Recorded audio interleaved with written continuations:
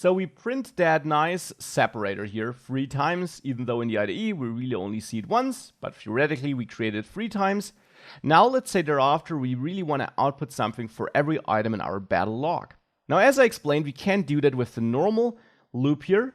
And here we can reuse I because it really only exists for that loop. So not even for the entire function, but only for that loop here. So we can reuse it in another loop. That is possible.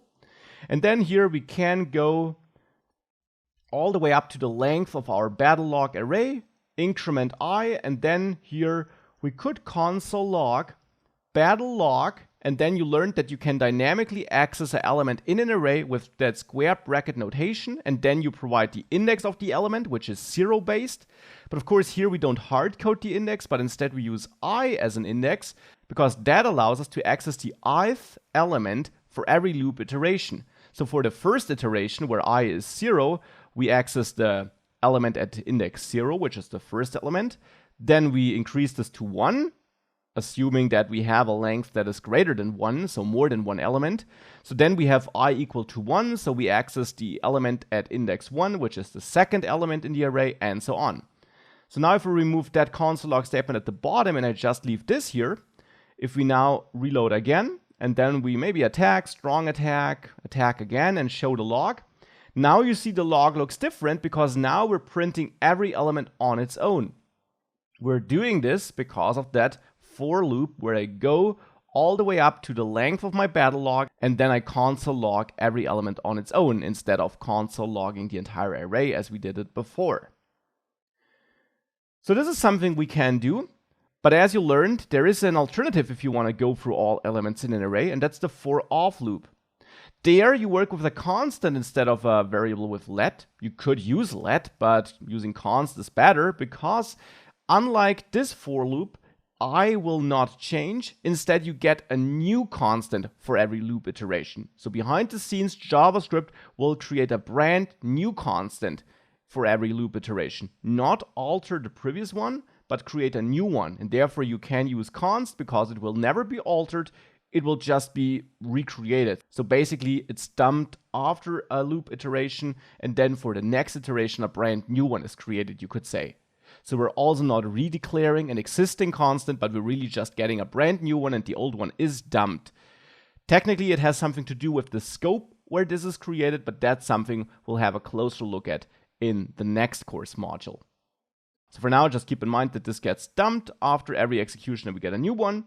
You can give this any name you want, just as you could use any name up there which you wanted. You don't have to use I, it's just a convention to use I. Here we could go with element or log to describe what's in the array, and we do have log entries here, so we could name this log or log entry. And then you need the off keyword, and then the name of the array which you want to go through. And this really only is available for arrays, and you can't use it on variables that hold numbers, for example. It works for strings because strings are kind of like arrays of characters. More on that later in a separate module, but it doesn't work for numbers or booleans or objects. So here we go through battle log through this array. And log entry now is a constant which, as I said, gets created for every loop iteration. So between the curly braces, we can now use that.